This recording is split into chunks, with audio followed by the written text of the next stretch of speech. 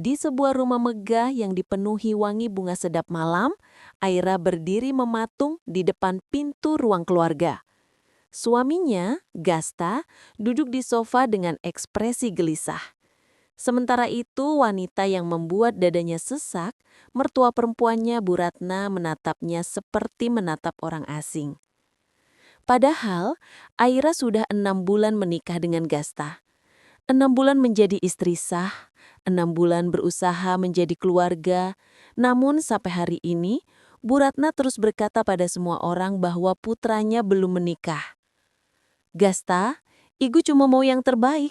Perempuan ini bukan pilihan Ibu," ujar Bu Ratna sambil melirik Aira dari ujung rambut hingga ujung kaki seolah mencari kesalahan yang tak ada. Aira menunduk. Sudah terlalu sering ia mendengar itu. "Aira itu istriku, Bu," genegaskan Gasta. "Kenapa sih susah sekali menerimanya?"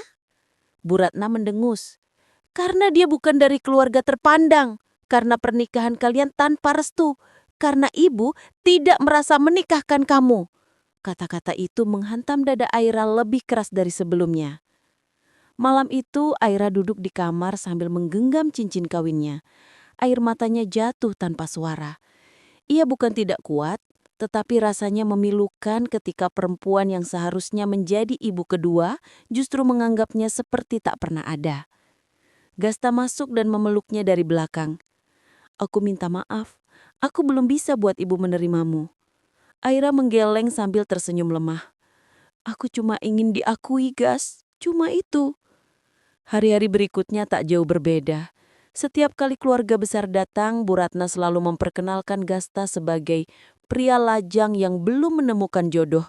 Bahkan, foto pernikahan mereka pun tidak pernah dipajang, disembunyikan di laci yang tak pernah dibuka. Namun keadaan mencapai puncaknya saat acara ulang tahun Bu Ratna. Semua tamu berkumpul, keluarga dari luar kota berdatangan. Aira, seperti biasa, hanya berdiri di sudut ruangan, tak diperkenalkan, tak disapa. Hingga akhirnya seorang tante bertanya, "Ratna, itu siapa gadis cantik di belakang? Pacar Gasta?" Bu Ratna tersenyum. "Bukan siapa-siapa." Saat itu dada Aira seperti diremas. Air matanya hampir tumpah. Ia berbalik hendak pergi, tetapi langkahnya tertahan saat Gasta tiba-tiba berdiri dan berkata dengan lantang, "Cukup, Bu." Seluruh ruangan terdiam. "Ini istriku, wanita yang sudah menemaniku, mendukungku, mencintaiku, dan kalau ibu tak mau mengakuinya sebagai keluarga, maka aku yang akan pergi dari rumah ini." Bu Ratna membeku. Semua mata tertuju padanya. Aira menatap Gasta dengan mata berkaca-kaca. Ia tak pernah menyangka suaminya akan sampai berkata begitu.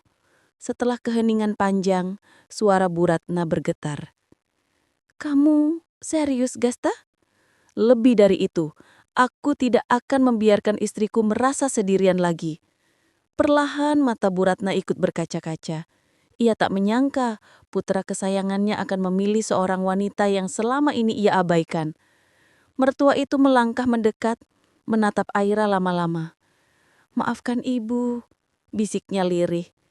"Seharusnya dari awal ibu menerima kamu." Aira menunduk, menahan tangis. "Terima kasih, Bu. Itu saja yang aku inginkan." Sejak hari itu, Bu Ratna mulai membuka hatinya. Ia belajar menyayang Aira, memperkenalkannya sebagai menantu, bahkan memajang foto pernikahan mereka di ruang tamu.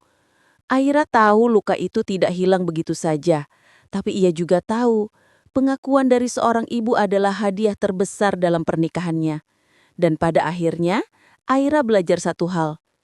Ketulusan selalu menemukan jalannya bahkan ke hati yang paling keras sekalipun.